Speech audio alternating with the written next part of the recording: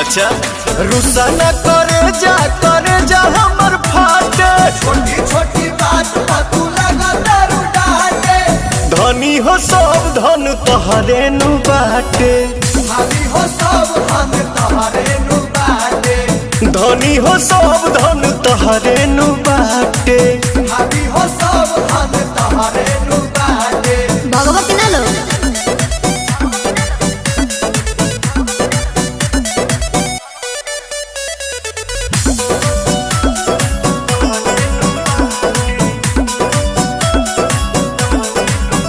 दांत पीसी के खीसी में साने लुआटा तू प्यार के अचार जस कोई दे लुखाटा। हाँ तो सुनो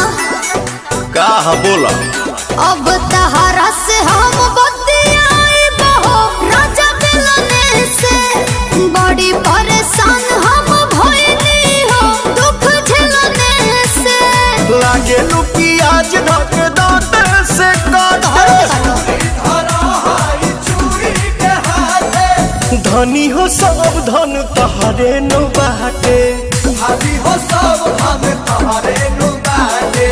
धनी हो सब धन तोहरे नु बाटे भाभी हो सब धन तोहरे नु बाटे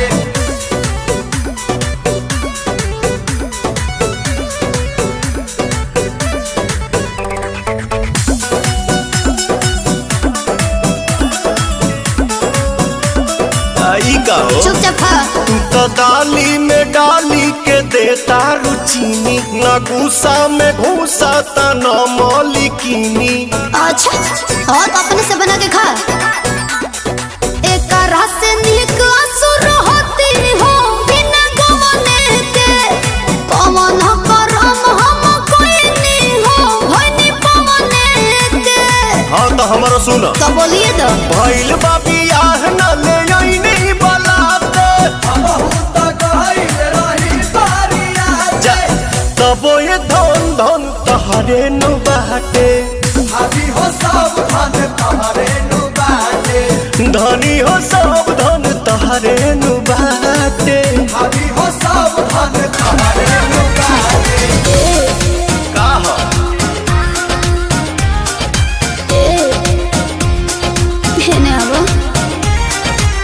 बैठलो सारावा से अजाना रूम में जानी जाननी संगे काट मन सुन में आओ ना बैठलो सारावा से अजाना रूम में जानी जाननी संगे काट मन सुन में हो चला कमर के भीतरे हमहू बानी हिटरे मजा तो के मिली जैसे आगी तो जब धन हो सारा दिया ना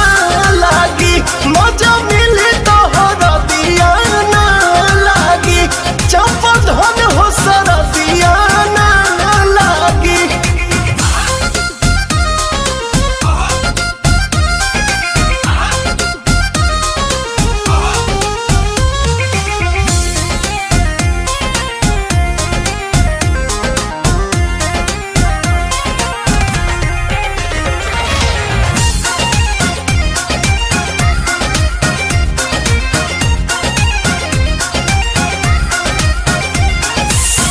अब भगा दो जरैया के कम नहीं पड़े रजैया के हवा पता भर भतर तू हमार बन जाके वही तू नैया के पड़ता ये नजार रानी सिमला के हो ठोकी के ओने आवतानी बिमला के हो सजल बेअंजन करे द मनोरंजन मनवा भइल बा हमरो बागी तो चपधन हो सरदिया ना लागी मजा मिली तो हरदिया ना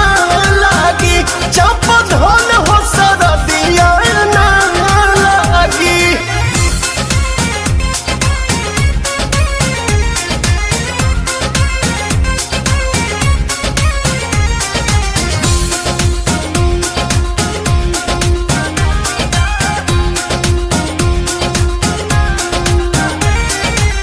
मेहर के होते काहे का पहतर